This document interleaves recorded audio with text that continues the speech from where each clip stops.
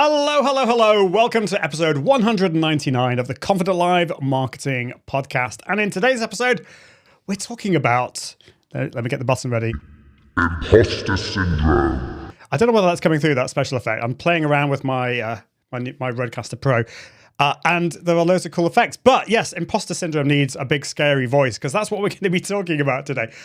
I've got a special guest and I want to introduce him to you. I'm very excited to bring in Steve Worthy. Welcome to the show, Steve. How are you doing? Hey, I'm doing well, man. I'm doing well. So happy to be here. Happy to be here. Awesome. Did the big scary voice come through there? It did. Oh, good. I didn't. I always say to people, you need to kind of test things before you do them. But I thought I'd just go for it. But so where in the world are you dialing in from? I am currently in Atlanta, Georgia right now. Yeah, Awesome. I'm loving life back down here. I used to live here from 2000 to 2009. A little bit of a hiatus. Lived all around the East Coast with work, and then came back here because back here in Atlanta was where I was the most creative. I felt like in my career, and so I wanted to come back and get some of those creative juices going. And let me tell you, man, they're flowing. They're flowing. Oh wow! Well, if you I haven't actually pressed play on the record on the podcast player yet, but you can see if you're watching Steve's background, it is amazing. It looks so cool. There's lights, and it's funny, like what you say about coming back to a place that has for you this kind of creative side of things, and it's amazing how much a place can take a role in that, isn't it? It's weird that it should do, but it obviously does. 100%.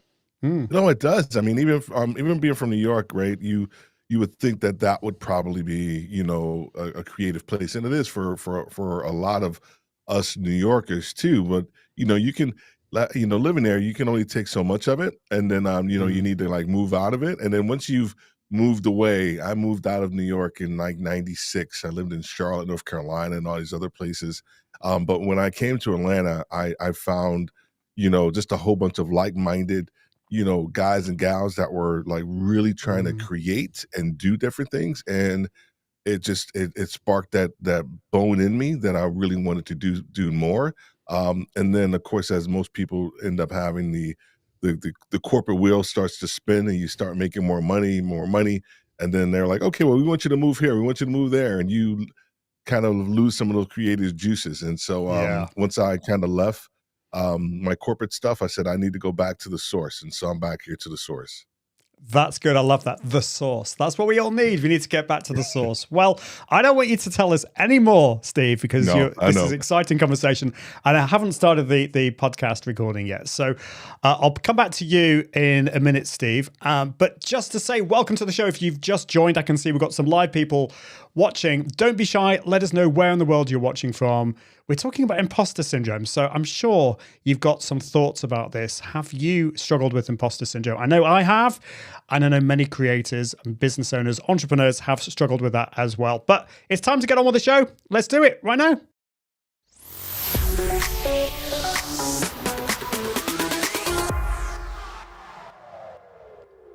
Welcome to episode 199 of the Confident Live Marketing Podcast. Hello, my name's Ian Anderson Gray, and in this episode of the Confident Live Marketing Podcast, we're talking about imposter syndrome. Do you sometimes doubt your ability? Have you ever thought of yourself as a fraud? Maybe you are suffering from what is called imposter syndrome. And if so, you're not alone. It's a common issue for creative people, business owners, and entrepreneurs. Well, what are you going to do about it? I think we need to get on with the show, bring in my special guest, and we'll talk all about imposter syndrome. Let's do it right now.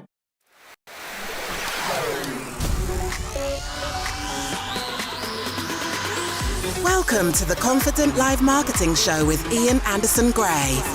Helping you level up your impact, authority, and profits through the power of confident live video. Optimize your mindset and communication, and increase your confidence in front of the camera. Get confident with the tech and gear. And get confident with the content and marketing. Together, we can go live! Hello. Welcome to the show.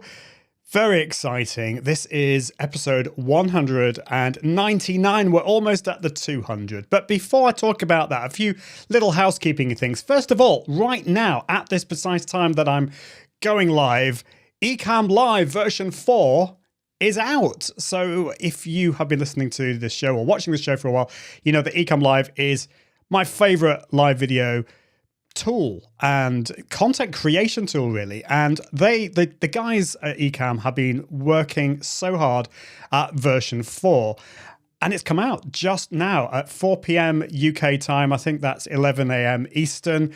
And it's got so many cool features. We've got multi-streaming now. We've got a camera switcher, a new camera switcher. We've got Amazon Live comments.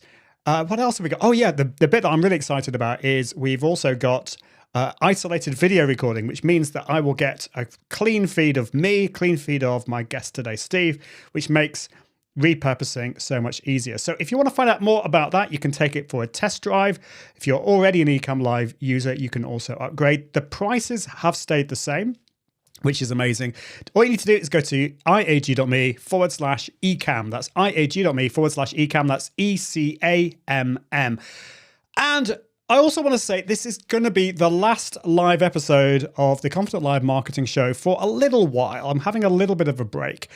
I've been broadcasting the show since May 2019, and as I prepare for episode 200 and the 4th year anniversary, I'm taking a little bit of a break so that I can just reboot things. And I'd love to hear from you what your thoughts and ideas are as we go into episode 200. I'm going to be doing a big episode. We're going to have a party. We're going to have some really cool things. But if you want to find out more about that, then do subscribe to my newsletter at iag.me/newsletter. Now, this is really important. The podcast is going to continue every week. Every single Friday, the episode will come out. But instead of being a new live episode, I'm going to be going back into the archives, and we'll be looking at some of the best moments from previous episodes. So the podcast can be found at iag.me/podcast. Well, in today's episode, we're talking about the dreaded Imposter Syndrome. It does require a scary voice, and it's something that so many of us struggle with. I've got a special guest to bring in on the show and to introduce to you. It is the fabulous Steve Worthy, who is a podcasting veteran. He began in 2007 with By Husbands, For Husbands, a podcast and business focused on helping entrepreneurial husbands succeed professionally and personally by balancing work and family. Steve is a seasoned business leader with over 25 years of executive retail leadership experience. His career is focused on assisting podcasters and leaders to find their unique voice and understand how to fit within their culture to advance their podcasts and career. Currently, as an entrepreneur, Steve teaches both novice and experienced podcasters how to live stream through his Podcasters Live Academy. Steve views this as the best medium for podcasters to grow and engage with their audience authentically. And I totally agree with that. Welcome to the show, Steve! What's going on? Let me see if I can, I know I have the funny voice thing here too. I don't know if I have it or not. Let's see if I think, no, that's the wrong one. There it is. Well, there you go. Can you hear that one? There we go. Yeah. Together we can go live. I love your intro. I love your intro, man. Oh, thank you. Well, we got all the family in on that one. So when I do the new one, the thing is my son's voice is broken now, so it's going to be together we could go live. It's going to be like that, but it's going to... Isn't that interesting? That's interesting. His voice, the Peter Brady thing. That's what we call over here.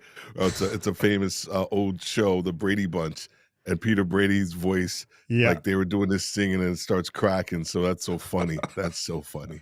Yeah, well, maybe at the moment it would be together. Yeah, it'd be a bit like that. But anyway, I'm excited to have you on the show because, like, I feel like we have met yet we haven't, because last year in May, I think it was May last year, wasn't it? May 2022. I have to get my years right. We were both at Podfest or VidFest in Orlando, Florida, and I know you were due to speak and you couldn't speak in the end. You had to dash off, but we briefly caught each other and we had a few words, but I knew that I wanted to, get to know you more. I wanted to have you on the show, and it's taken a bit of a while, but you're here now, which is exciting. Exactly, man. No, I'm really excited to be here. Yeah, that was, we chatted for a minute, and I've been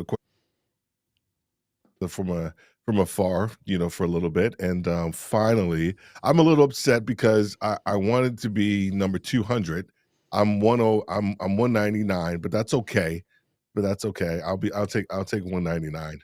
For your I'm episode sorry. standpoint. I'm sorry about that. You were, you were trying to get in there. I could see what you're doing. You're trying to get there to 200, and you didn't. I was delaying. You're delaying, but 97. Okay. I think if I book now, I'll probably be 200. It didn't work. Yeah. Well, there we go. Well, as I said, I'm having a bit of a break because I think sometimes we were talking about this just before we started recording that you've moved to Atlanta, as we say in the very British voice, Atlanta, I should say, and you've moved there. One of the reasons you mentioned was because you tell me, it was this kind of like creative. It has this kind of creative side to you. Yeah, I used to live here. I used to live here from 2000 to around 2009. And during that time of my life, I felt and I knew I was actually probably the most creative, entrepreneurial, from an entrepreneurial standpoint, creating concepts, helping people with their business, helping people, with their marketing, all these different aspects of my life, really kind of, started to kind of germinate here and kind of propel me forward. And then as we were talking earlier, then the corporate wheel sort of took over. You started making more money. You started to do all these other things, and you start to move away from sort of those creative juices. And then when I realized that I needed to go back, when I say needed, I internally needed to go back to that creative side as I was ending my career in retail, Atlanta was just a place. And we called it, and I told you I had to come back to the source. And I really felt like Atlanta was the source. It has been, and it continues to be the source for my creativity. And so we have so many things going on, and I'm excited to kind of be back in this great town and enjoy the vibe that it's been giving me. Definitely. Well, if you're listening or watching, I'd love to know from you, where is your source of creativity? What gives that creative spark for you? For me, I don't know, it's going somewhere different. I think if I'm in the house all the time, sometimes I get stifled. So getting out of the house, I love my little trips to the US. I need to go back to the US this year, but I'm not quite sure when that's going to happen. But that always helps me to be creative. And one of these days, I'm going to actually visit Atlanta. I've only ever visited the airport, which doesn't count. I was just about to say, no. It kind of counts because it's its own city, if you will, in the city. But I was just about to say that, man, dude. Yeah, you got to come to Atlanta. There's so many great things to do here. Bring your two, your kids and your wife. So many great things to do, restaurants, and we can show you around. So just let me know. Awesome. Well, thank you for that. Well, before we get on to Imposter Syndrome, I'd love to know a little bit about how you got into what you're doing. I mentioned in your intro, in the bio, that you had this podcast for husbands, which kind of piqued my interest. I think that's not something I hear very often. So how did you get into what you're currently doing, which is teaching podcasters to go live? And I totally agree that it's a fantastic medium, particularly for people like me who are maybe a bit, I'm going to admit it, recovering perfectionists. So going live, you just get it done, and then you can repurpose it into all these different places. I mean, you're kind of preaching to the choir here with that. But how did you get into what you're currently doing? Yeah, I'm one of those fortunate people. I think there's a lot of us out here that really have found my trifecta, so to speak, which is leadership, podcasting, and live streaming. The leadership portion came first, where I started teaching a whole bunch of different people different leadership skills, how to start a business. And then I was at my church in Atlanta, actually, at the time, teaching people how to start a business. And a good friend of mine, he came on board. We started teaching a class together, and we said we need to do something different. And so we came up with this idea of helping husbands, balance the idea of being a husband, or being a husband and actually being an entrepreneur. because it is a balancing act, because you want to invest so much time in your business, but you also have to make sure that you're balancing time being a husband, father, and things along that line. And so, By Husbands for Husbands was born, and we started actually utilizing, back then was called Blog Talk Radio.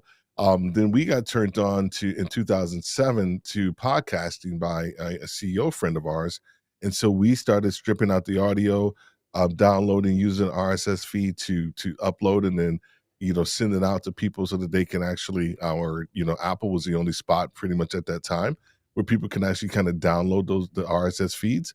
And our podcasting, or my podcasting journey, started then. I think for me, as I ramped back up into podcasting, I took a break from 2007 to around 2012, started back up again around 2018, 2019.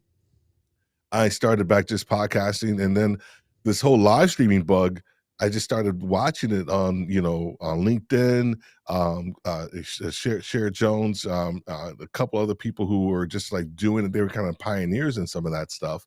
And I said, this is actually a really cool medium.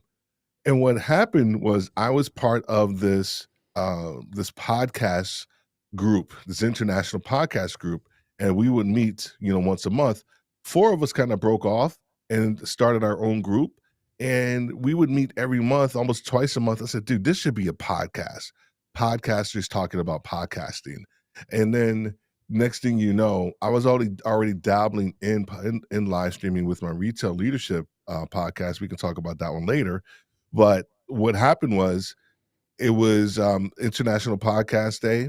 I ended up going live with 2 other podcasters, and that was 2021. And right after that, Podcasters Live was born. I just said, this is the best way, I think, for podcasters to, one, get over their fear of imposter syndrome, which we're going to talk about, but it's also one of the best mediums to grow their discoverability and also their audience. And so that's how sort of Podcasters Live and my journey into podcasting and live streaming was born. That's awesome to hear that. I'd love to hear people's stories, and everyone has so many different stories, but there's a few little strands that seem to be very similar. Now, I've talked about imposter syndrome on this show before, but not in any great detail. It's something that I've definitely struggled with from time to time. And in some times in my life, it's been even more than others, I think. But how would you define what imposter syndrome is?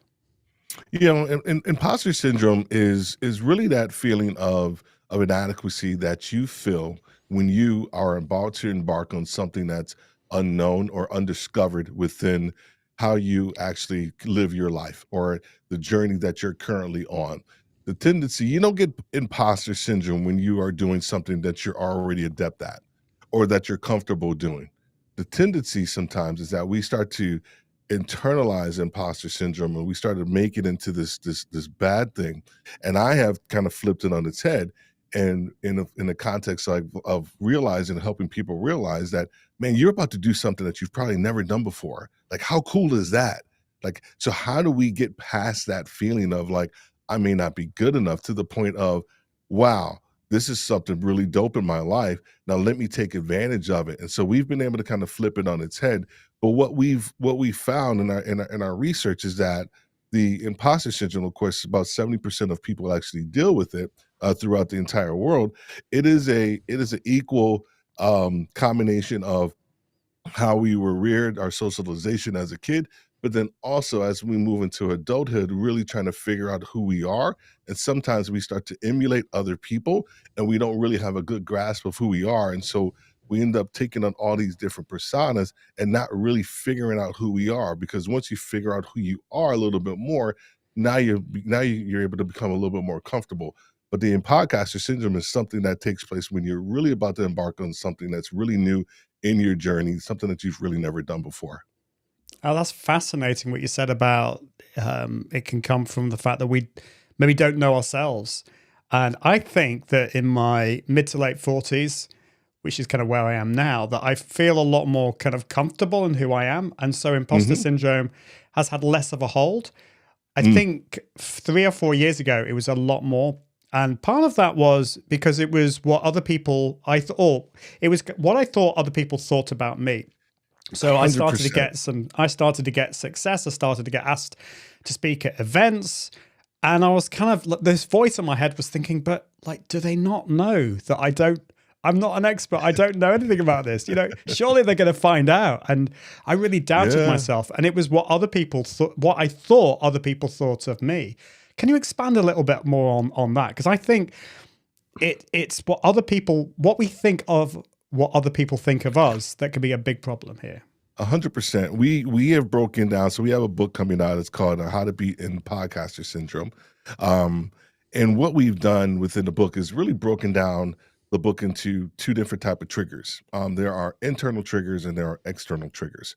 Some of the internal triggers is that internalized fear of being found out.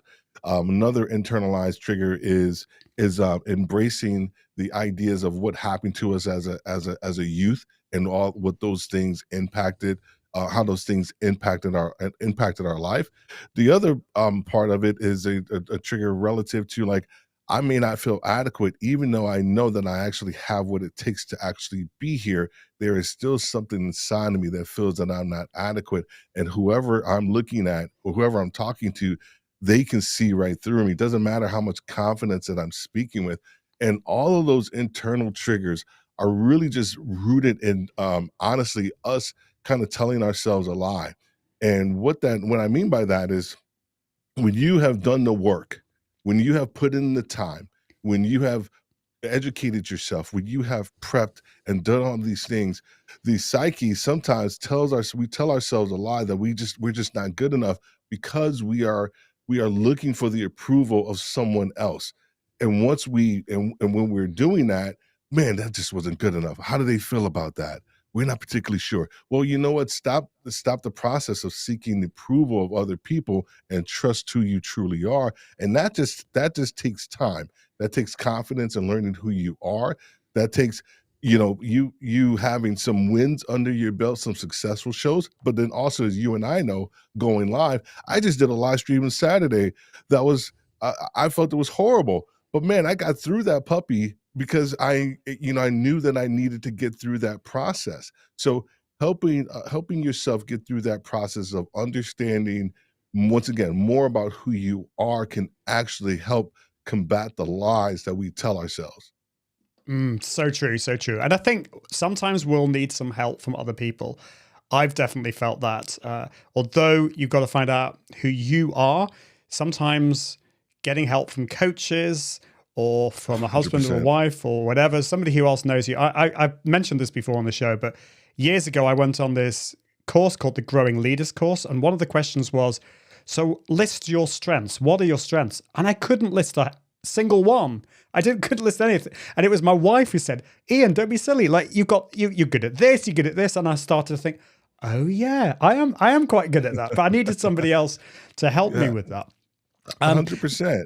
So you've mentioned imposter syndrome. That's your kind of phrase for imposter syndrome. But to tell us a little bit more about that word you're using. Yeah, it's a direct derivative of imposter syndrome, but we deal with it, of course, because we deal with the content creators, podcasters, and live streamers. And the reason why we wanted to utilize and kind of like differentiate that is because there is a measure of difference when it comes to content creators and somebody in the business world. And so in the business world, where I first struggled with the content or with imposter syndrome, I was able to mask a little bit of the imposter syndrome with my degrees, with my position, with authority, with money. All these things I'm able to mask my feelings of inadequacy with all these other veneers. However, when we start talking about content creators, you are really creating a level of intimacy with your content and who you are with your audience. There's no room for you to hide.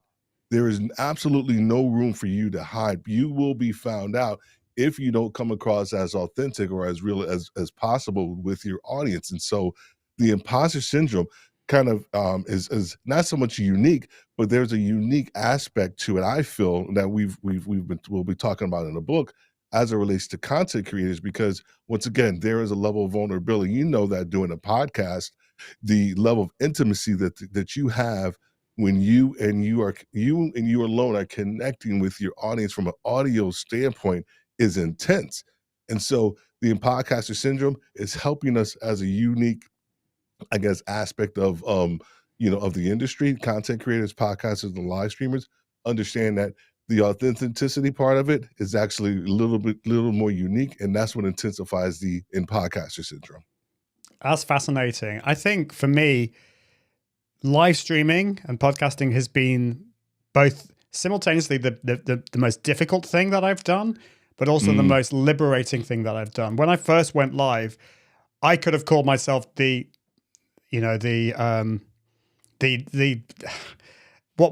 reluctant live video guy. That could have been my brand name, the reluctant live video guy. But because I went through that process of allowing myself to be vulnerable, it's helped me become more confident, I think. So it can be for some people a really scary thing, but it's so important to do that. Now, I do want to bring in some great comments from Alec Dorling. Great to see you, Alec, watching on LinkedIn. And this is really interesting because, Alec is a consultant, and, I'm a consultant too. And I definitely feel this. He says, imposter syndrome for me is being an expert in my field and not wanting to get caught out with questions I can't answer. How did I solve, this kind of thing. So that's a hard one, because when you're seen as an expert, and I find this, I'm sure you do too, I'm seen, I'm an expert, I'm seen as an expert in the world of live video, podcasting. But if somebody asks me a question that I don't know, surely that would make me look like a complete idiot. Now, I don't feel that personally, because I kind of think the role of a consultant is, if I don't know the answer, I can probably find out, or I'll know somebody who does. But I'm just interested in your thoughts on what Alec is saying here. Yeah, see, this is when the leadership in me kicks in, the leadership side of me, because as a leader, I have learned throughout my entire career is that I don't have all the answers, and that the team around me collectively, we have the best answers. But when you're by yourself and someone asks you a question, I have learned as a leader, sometimes if I don't know the answer, hey, I'm not sure about that. How about we try to discover this together? It's a really great question. I don't know the answer. And what I try to do is I try to get back to them as quickly as possible with a potential answer. But it is okay. Honestly, not knowing something or saying that you're not knowing something is more powerful than you trying to talk your way into knowing something, or trying to say, well, tell me a little bit more. What do you mean by that? You know exactly what they mean, and you just don't have the answer. So just say you don't have the answer, and so that's what happened. We start to try to, dance around it, but you end up actually getting and gaining more credibility a lot of times when you say you don't know something confidently and try your best to get back with them with the answer. It's the hardest thing to do, because we feel like we will be seen as a fraud. But I've learned that in my life as a leader, that I don't know all the answers. And so I have become more comfortable in saying I don't know the answer. Yeah, I think people actually want to hear you say that, because there's nothing worse than being fobbed off with, other stuff. I remember going into, I went into an Apple store. I don't think it was an Apple store, it was some computer store. And we knew that this new Mac came out without the CD drive, the DVD drive. Yeah, it was the first one without that. And we asked the guy, so where's the DVD drive? He said, oh, I don't know. I think it's under here somewhere. And he obviously didn't have a clue, and he was trying to fob us off with something. And we just lost confidence in the guy. If he'd just said to us, oh, I don't know, let me find out. I'll find out for you. And if he went away and came back, this new computer, they've actually, Apple have now removed the 100%. DVD drive, then that would be much better. So yeah, don't fob people off.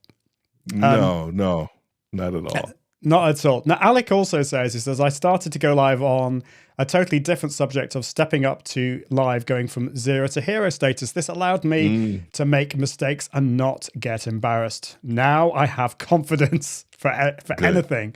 And that's Good. awesome, just to be able to do that. So, Steve, now what, I assume that your interest in this has been because you have had experience with imposter syndrome. Is that the case? Have you struggled with imposter syndrome? And maybe tell us a little bit about your experience with it, and or other people that you've worked with, and how you got over it. Yeah, absolutely. Once again, it hit me professionally first in the context of kind of accelerating in my career. I was very fortunate to be able to get promoted quickly in different roles that I was in, and part of that almost promotional gain came a little bit of angst because I was literally leapfrogging people that were in the position 10, maybe 15 years more than I was. And now I'm leading these people, but I'm leapfrogging. I knew I can do it, had the skills to do it, but man, that imposter syndrome was like, oh my gosh, now I got to go back and lead these same people that I just leapfrogged. Or I'm in a position now where I'm in a room with people who are just as smart as me, or even smarter. Now, how do I communicate? What do I look? How do I dress? What do all these different things that I was dealing about from an external standpoint, not realizing I had all the internal wherewithal to actually meet the needs of whatever situation I was in.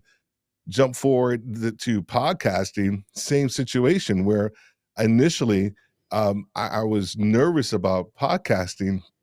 And then we actually met a gentleman, his name is Herman Cain, when we were in Atlanta at a leadership conference, and he had a really big radio station, a really big radio show. And my friend, my buddy and my co-host and I, we got an opportunity to talk to him. And we said, dude, like, help us. We're both nervous about doing this. And he said, you got to figure out that one person that you want to talk to and just talk to that person. And we were like, dude, that just seems so too simple. He said, I'm telling you right now, it works. And it worked. Here's the thing, Ian. If you and I were just at a coffee shop, I wouldn't really be concerned about imposter syndrome. You and I would just be having a chat, and we would just be sitting down, just like two guys just talking about Manchester or whatever. That right there, if you are able to kind of translate that to a live stream or to a podcast standpoint, guess what?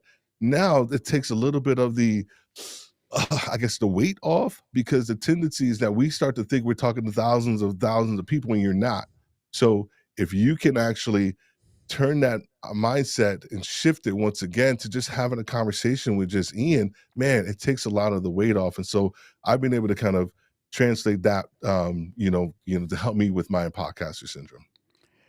Isn't it annoying when the answer to a lot of our problems is actually really simple? I mean, it's super simple. It's like almost too simple, and but you're so right. You're so right. If I started to think about all the millions of people that could be watching in today to watch this. First of all, I'm deluded because there's not going to be millions of people watching me. Anyway, I mean, it'd be great if that was the case. But right. But the thing is, like, think about the individual, and if you're a content creator, if you're an entrepreneur, a business owner, you're wanting to do what you're wanting to do to help people, I assume, and to serve people. Yes, you want to make money if you're a business owner, but you also want to help people. And so if you think about the individual there, that is the way to think about it. And it's really helped me. It's helped me with all my content creation. Now, I do want to bring in, Cher Jones has put a fantastic comment down here. In fact, Alec Dorling says, good comment. And so Cher says, saying what you don't know is actually a powerful confidence builder, because you can always bridge it to, here's what I do know, when possible. And I think that's great. It's flip.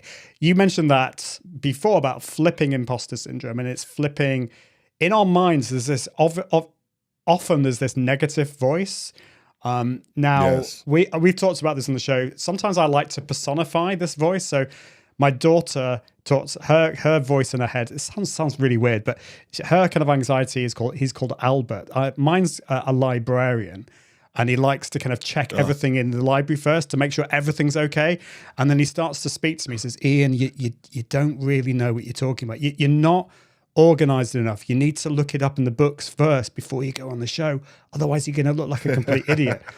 And I think once I've started to personify it a little bit more, I actually realize how stupid it is a lot of the time. And I can say back to the librarian, it's all right. I've got it covered. It's okay. I'm going to come on the show. In today's show, I've got Steve. I don't need to know anything because I'm going to ask Steve all the questions. So I think that's what it is.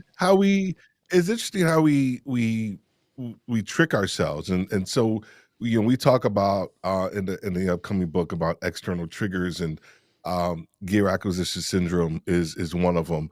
We talk about skill stacking.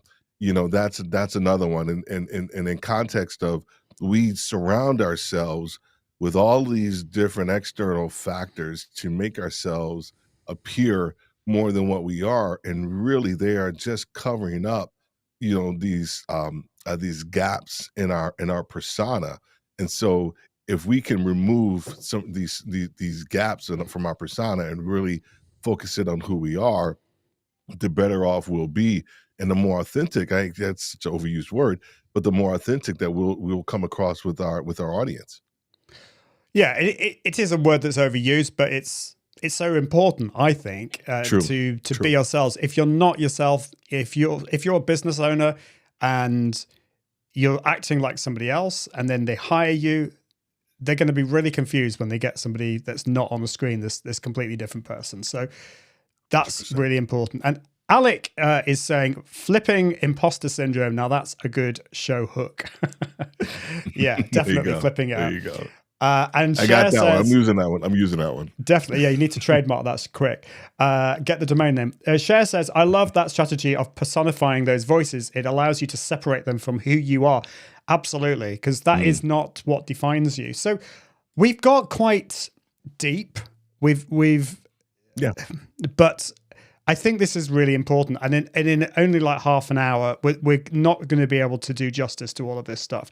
There's going to be some people watching and listening who hear what you're saying, really resonate with what you're saying, Steve, but they're thinking, well, what next? What do I do? Okay, all of these things, it sounds simple, but I really need help. I've got into my 30s, 40s, 50s, 60s, whatever age you are, and they feel that this has stopped them from achieving what they were put on this earth to achieve. What would you say to somebody like that? What are the next steps for people who are struggling with these things? Well, the question I'll answer before that one is, people tend to ask me, do you ever get over imposter syndrome? Yeah. And my answer is no. And I'll use a quick movie illustration. I don't know if any of you have seen A Beautiful Mind with Russell Crowe. And he plays George Nash, a Nobel Prize mathematician who, over time ended up losing his mind, kind of schizophrenia, sees like 3 different voices and things like that. But he's still brilliant. He's still super brilliant, and the government still wants him on his team. And he gets to the point of his career where he's just a fixture on the university. He's still seeing all of these voices. But the Nobel Peace Prize people come to him and they say, hey, we want to give you the Nobel Peace Prize, and we just want to know if you're still okay. And he said, no, you want to know if I still see the voices. And they're in the cafeteria in the university, and he looks over and he sees the 3 voices that he's been dealing with all his entire life. Like you were just talking about, those persona voices, those voices personified. He sees those 3 voices. He says, you know what? They're still there, but I choose to ignore them. And so I think as we start to think about imposter syndrome, we have to think about those voices and those things that are going to be there. They're going to continuously be there at every level that we go to. The voices are going to get louder or they're going to get softer. They're going to be there. It's our choice whether or not we actually choose to listen to them. One of the things that we talk about in our book from a strategy standpoint is we call it TAT. It's called take notice, assess, and then take action. One of the first parts that you have to do is that you actually do have to take notice when you are delving into this mindset of imposter syndrome, or the triggers of imposter syndrome, and understanding that, oh shoot, this situation right now is triggering me to actually feel inadequate. And then you actually have to assess the feelings. Am I really not prepared? Because sometimes when you're about to go live, you're about to do something, you're really not prepared. Okay, well, great. If you can assess that you're really not prepared, then fix that. Go make sure you prep. I'm about to go speak somewhere. Assess, are you really prepared? No, I'm not really prepared. Well, do what you need to do to actually get prepared, so that will actually lessen the anxiety that you're feeling. And then the last portion is take action. And whatever that requisite action is, whether it's the prep work that you need to do, whether it's working with somebody on your speech, whether it's going live in a private community to build your confidence, those are the actual the strategy or the framework. Now, here's the one thing that we talk about all the time. We're going to be talking about is that it's not linear. Going through this strategy or this framework isn't linear. Some people, your assessment at the very beginning or at the very middle is larger than some other people because you're dealing with more stuff than another person is, and that's okay. But it's just actually going through the process of going through the framework will actually help you come out on the other end. Fascinating stuff. That's really, really helpful. How much does us comparing ourselves with others come into this? Because this has been an issue for me. I remember when I was speaking at some big conferences in the US, and I think that was when my imposter syndrome was the strongest, was when I was there and I was thinking, why have they asked me to speak here? Even though deep down I knew my stuff, I'm good at what I do, but I still had this negative voice in my head thinking those things. And I even got to the point where I didn't want to tell anyone that I was speaking because I mean, it's ridiculous, absolutely ridiculous. Now I look back on that and I think, how silly. But a lot of that was to do with me comparing myself with others who were speaking at the event and people that I looked up to, thought they were amazing. Now I feel since then I've come on a long way, but it was a real struggle back in those days. What would you have said to me back in those days when I was feeling like that? Yeah, I would say it's natural. It is natural to compare yourself to other people. The tendency is that we want to run away from and say, no, we shouldn't be doing something. Certain things are natural as a human being. When you get a new car or your car is getting old and you see a nice little flashy car that comes past you, you're like, "Ooh, that's nice." Then you start to look at the car that you have and you're like, "Oh my gosh, I may need to do something different with this car." Right? And so the comparison piece is just natural. It's natural in sports, it's natural in business. And so understanding that that's going to take place. The biggest piece is that the confidence that you need to actually have within yourself, and what you actually have to offer. One of the things we talk to people about all the time is that somebody's out there waiting to hear what you have to say. People who want to start a podcast or people want to go live and they can't move. I know this sounds super Pollyannish, but they can't move until you actually say what you need to say. They are stuck. Like that one person that we just talked about earlier, they are literally stuck until you actually get on the mic and say what you need to say. I know people are like, oh my gosh, but I'm only Ian. No, it doesn't matter, Ian. That one person is still waiting to hear what you have to say. But the other side of it is that someone has seen something. This is the leadership part of me coming out again, is because as a leader, when I was a young leader, I didn't want to be a leader. Dude, I ran from leadership so fast when I was a teenager until I moved into the Air Force, until someone told me, they said, Steve, leadership will always find you out, meaning that when you're called to lead, and there people are going to see something inside of you that you don't see inside of yourself. It's the same thing when you start to go to these speaking engagements. People will hear Ian or Sherry Jones or Alec, and they're like, dude, ooh, I got to have them on the stage. So trust in the fact that someone sees something inside of you that is so important, that is of such importance that you need to get on that stage and speak to that audience. And so the comparison piece is going to be there, but trust the process and trust what people are saying that are going to actually get you on that stage, and also trusting your abilities. So true. Trust in your abilities, trust in the people that put you there. And those voices, I love the beautiful mind comparison there. They will probably always be there, but at some points, hopefully with work, they'll be a lot quieter. You won't be able to silence them completely, but you'll be able to dampen the sound. I'm not doing a very good job here, Steve, because, well, it is all your fault because I'm really enjoying this conversation so much. You're delivering so much value, but I am trying to do my best at making these podcast episodes a little bit shorter. So I'm going to try and wrap things up, even though really I would love to talk to you for the next 2 hours about this. It's absolutely fascinating. So you've mentioned this book you're writing. Tell us a little bit more about when's that going to be available? Do you know when that's going to be coming out, or a little bit more about how we can find out about it when it does come out? Yeah, it's in rewrites right now. So we're going to have a landing page coming up here pretty quickly. And that's just going to give you the opportunity to be part of our beta readers. And hopefully within the next, this, I guess, mid-spring is the goal for us to actually have this book out. I just met with my publisher. She's actually over in the UK, outside of the Leeds, and had a great conversation. And so we're about like 1.5 rewrites, from actually getting it to where we want it. And he's excited about it. So that's cool when your publisher is excited about your book, and not just you. But the focus is truly on helping podcasters, live streamers, content creators kind of work through that process. And we all go through it, but the TAP framework is really going to be the glue that holds everything together. We actually have people inside of the book that have actually used it. So we actually have real use case for it as well. And so the book in and of itself has been something I've been wanting to do for a while. And so I'm excited to actually get it out to you as soon as I possibly can. Believe me, you will hear more and more about it. And hopefully, man, when it comes out, I can come back on here and we could talk more about it then too.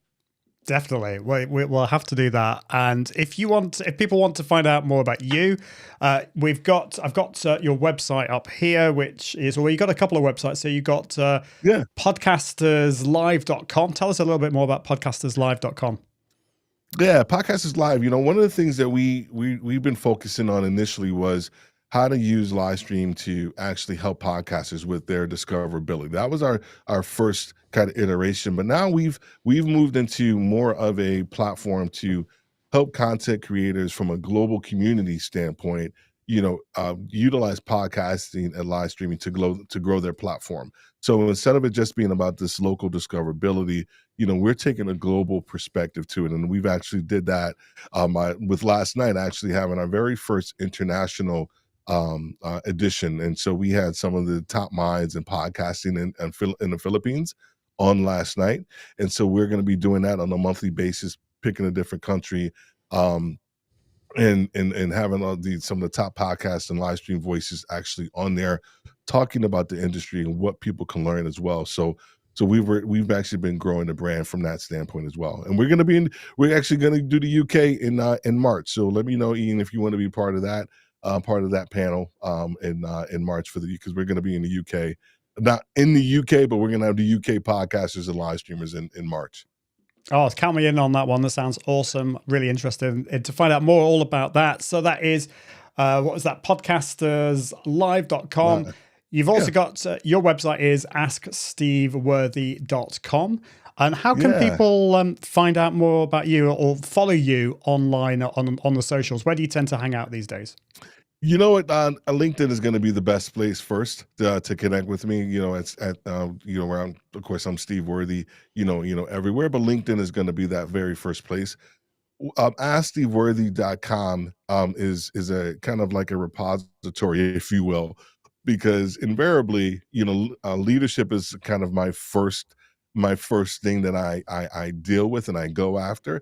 And typically on different podcasts, I will talk about Podcasters Live, but more often than not, I end up talking about leadership. And so I end up getting a lot of people wanted to talk to me about leadership. So we've created the Ask Steve Worthy website. So you can pick and choose. You can say, hey, Steve, I need help with my podcast and live stream, or hey, Steve, I need help with this, with my leadership journey, so I can help you there as well. Awesome. Well, it starts with the podcasting, but it all leads to leadership, I suppose, at the end of the day. Thank you so much, Steve. Thank you for all the amazing stuff that you've shared with us today. It's been a real honor to have you on the show, and we will definitely do it again once I've got episode 200 out. I know you've been wanting the episode 200, but it might be 203 or 204. We'll see how we get on. That's fine. That's fine. That's fine. Awesome. Thanks for having me, Ian. I appreciate it. Oh, it's been great. Thank you, Steve. Well, we are at the end of episode 199. As I said at the beginning, the podcast will be coming out every single Friday. Do go to iag.me/podcast. And I will also let you know when the next live episode 200 will be. We're going to be doing something very exciting for that, but I'll be talking about that on the podcast and the newsletter. But that is it for this time, and until next time, I encourage you to level up your impact, authority, and profits through the power of Confident Live Video. See you soon. Bye. Thanks for watching the Confident Live Marketing Show with Ian Anderson Gray. Make sure you subscribe at iag.me/podcast so you can continue to level up your impact, authority, and profits through the power of live video. And until next time, Toodaloo.